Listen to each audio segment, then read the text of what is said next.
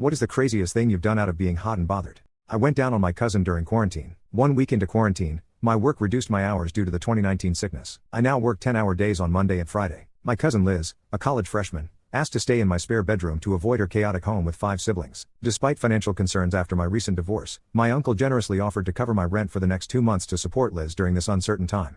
So 2 weeks ago, I reunited with my younger cousin after 8 years. In the 8 years I hadn't seen her, she's transformed from a lanky 11-year-old to a considerate, cool teenager, now 5 feet 10 inches with a slim figure. She's into rock climbing and bouldering, evident in her strong arms and calloused hands. With just a laptop, switch, and suitcase of clothes, her minimal belongings fit seamlessly into my tidy apartment. Before Liz arrived, I expected awkwardness, but we discovered surprising commonalities. Our shared interests in music and board games made our time enjoyable. Even on days of comfortable silence, we didn't mind. Movie nights became a routine. We'd each pick a film, make dinner around 6, and then swap roles. Liz's presence in the kitchen was a highlight, as my ex-wife's culinary preferences differed. Liz and I shared a love for home-cooked meals, and our nightly dinner preparations became special moments. However, I found myself drawn to her, reminiscent of moments with my ex-wife. I caught myself just staring at the back of her neck, her hair tied up while she focused on some mundane task like chopping up an onion and resisting the urge to gently kiss her on the shoulder. Last Monday, I sensed Liz might be interested in me. After the first movie, she walked into the living room post-shower, wearing just a towel, and asked about the pizza. My attempt at composure failed as I awkwardly replied, "I'd like to lie to you and say that I kept my surprise hidden and acted as if there wasn't a mostly unclothed 18-year-old suddenly standing in front of me, but after looking her up and down, my gaze lingering too long, Liz just smirked, gave me a crooked smile, and walked back to the bathroom saying, 'Well, it smells really good.' After regaining my composure, I found her in a hoodie and shorts, staring at her phone. Grateful for the distraction, I tried to shake off the lingering image of her, but thankfully, it seemed she was not too concerned with my lingering eyes, and I tried to forget the recent image of so much perfect skin. I sliced the hot pizza, puzzled by Liz's towel prank, wondering if it was a joke or something more. During the movie, she was intermittently on her phone, likely texting friends from college. At one point, she stretched out on the couch, resting her feet against my leg. When I suggested stretching them out, she smiled and placed her feet on my lap. Without thinking, I began massaging her cold feet, a reflex from my past. Realizing my actions, I froze and apologized, explaining it was an instinct from massaging my ex-wife's feet. Liz, with a laughter, reassured me, saying, "I don't mind at all. It actually feels really nice. I went on a long run while you were at work, so you won't hear any complaints from me." As we continued, I found myself immersed in the simple pleasure of the moment, paying little attention to the movie. As her feet warmed, I moved down to her calves, prompting a light noise from Liz. "Curious," she said, "why would Nicole leave this?" The comment surprised her, and she anxiously checked my reaction. I just weakly smiled without commenting, sensing her tension. I turned down the movie volume and shared a bit about my past with Nicole. We wanted different things, especially regarding kids. She desired her own, while I leaned towards adoption.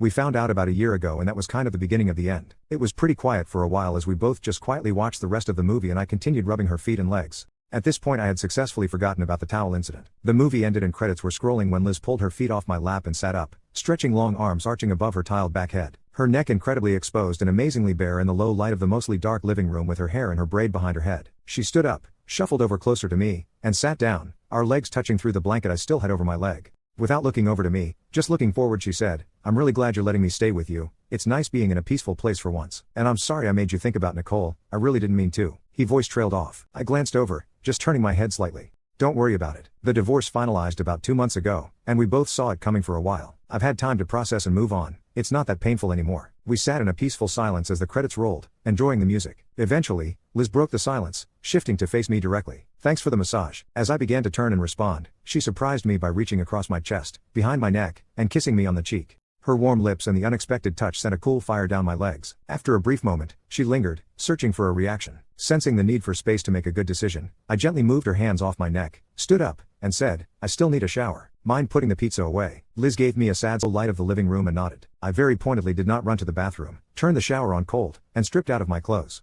I suppose now is a good time to describe what I saw staring back at me in the mirror. I'm about 6 even, keep my head shaved because it started getting thin in high school and got very thin after, and I have a decent beard that I take pretty good care of to compensate. My body shows that I bike to work on nice days, hit the work gym through the winter, and go on the occasional hike, but I also drink too many lattes and really like good pasta. Prime dad bod from what I understand. My quite average pickle had relaxed a little bit from Liz's kiss, but was still resting at about half-mast, hoping for release. I jumped into the shower and turned my chest into the cold water to hopefully knock some sense into my foggy head. Cold showers were not unfamiliar territory, thanks to the apartment's lackluster water heater. It was a habit I picked up, a routine that helped dull my senses and shove thoughts of Liz down a bit. As I began lathering up and conditioning my beard, the knock on the bathroom door announced Liz's presence. She cracked open the door and asked casually, "Mind if I brush my teeth real fast?" With minimal regard for my response, she entered, started brushing her teeth, and then inquired about the cold shower. "Why a cold shower?" she asked. "They help me get to sleep, I fibbed, adding, I'm not sure exactly why. Liz seemed to accept my lame excuse, and after she finished, she left the bathroom. Completing my shower routine, I wrapped myself up in a towel, brushed my teeth, and quietly slipped into the kitchen for a glass of water.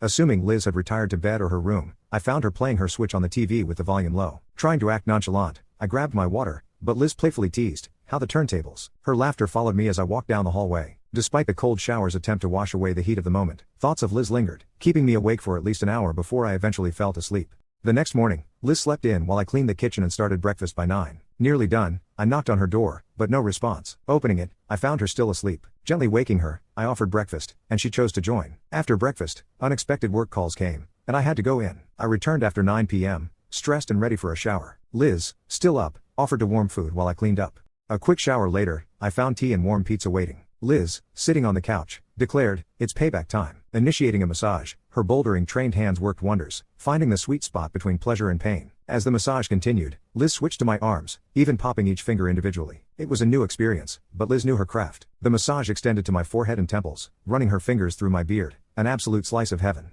With my eyes closed, I felt her lips press against my forehead, and she whispered, now I think you owe me, right? Tilting my head, I kissed the inside of her hand, agreeing that I owed her. Liz ran her fingers over my shoulders and chest, stating, you'll have to pay your debt tomorrow. It's getting pretty late. She stood up, walked toward her bedroom, and disappeared. Lying back on the couch, contemplating Liz in a new light, I sipped cold tea and ate cold pizza. It took me even longer to fall asleep that night. On Wednesday morning, I was stirred awake by the sound of the front door closing. Peeking out of my bedroom, I noticed Liz's running shoes absent from the rack, a telltale sign of her early jog routine. Deciding to seize the opportunity for a bit more shut-eye, I settled back into bed, dozing off and drifting into new thoughts of Liz. My slumber was interrupted once more when I heard the front door creaking open again.